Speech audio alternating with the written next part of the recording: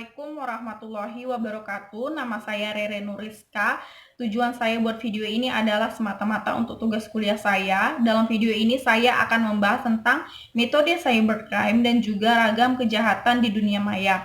Yang pertama saya bahas adalah metode cybercrime. Nah, metode cybercrime di sini ada beberapa jenis. Yang pertama ada spoofing. Spoofing itu adalah proses monitoring jaringan dan capturing semua paket yang melewati jaringan tertentu dengan menggunakan alat spoofing. Nah, spoofing ini merupakan bentuk penyadapan kabel telepon, digunakan untuk mengetahui percakapan seseorang. Yang kedua, ada namanya destructive device. Nah, destructive device yaitu kumpulan program-program virus yang dibuat khusus untuk menghancurkan data-data serta merusak sistem komputer korbannya. Contohnya ada virus Trojan horse, worms, email bombs, nukes, dan lain-lain.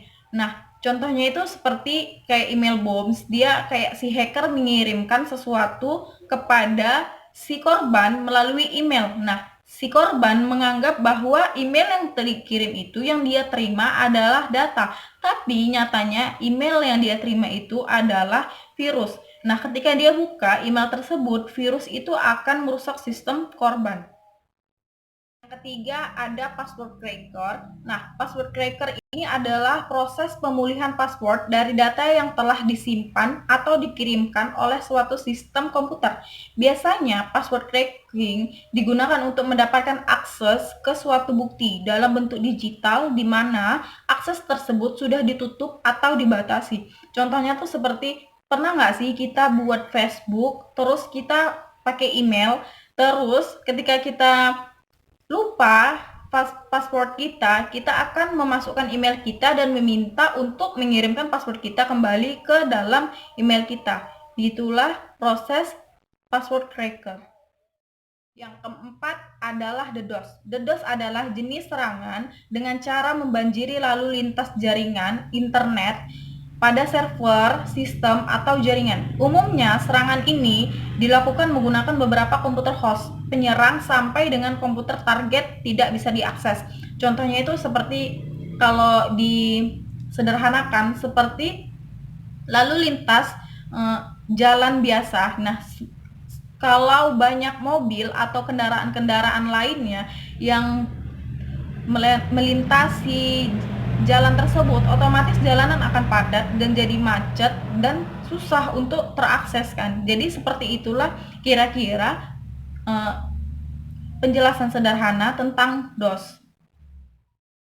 Yang kelima ada spoofing. Nah, spoofing adalah satu kejahatan cybercrime yang dimana cara kerjanya yaitu dengan cara mengakses ke suatu perangkat, baik berupa komputer maupun perangkat sejenisnya secara tidak sah.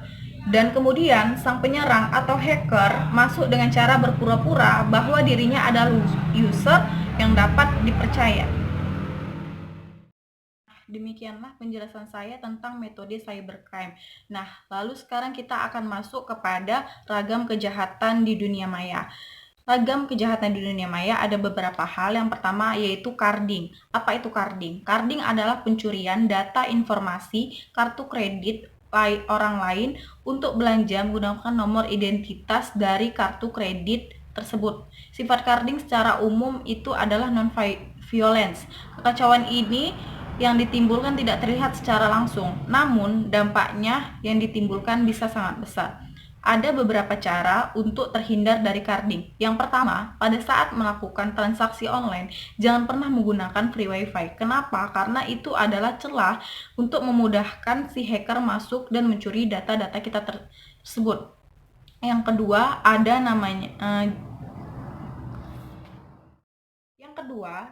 jangan pernah memenuhi permintaan untuk memberikan informasi pribadi Anda kepada pihak lain. Hacker ini memiliki dua sifat, yaitu sifat baik dan sifat buruk. Nah, seperti yang saya bilang tadi, dia itu terlalu terobsesi mengamati keamanan security suatu program. Nah, ketika dia baik, ketika dia menemukan suatu celah dan suatu kelemahan pada program itu, dia akan memberitahu si programmer agar memperbaiki programnya. Tetapi jika dia jahat, dia akan merusak program itu karena dia tahu kelemahannya. Yang ketiga ada cracking. Cracking itu adalah hacking untuk tujuan jahat. Nah, cracking adalah hacking. Pasti kalian bingung kan apa yang saya ucapin. Nah, jadi saya perjelas.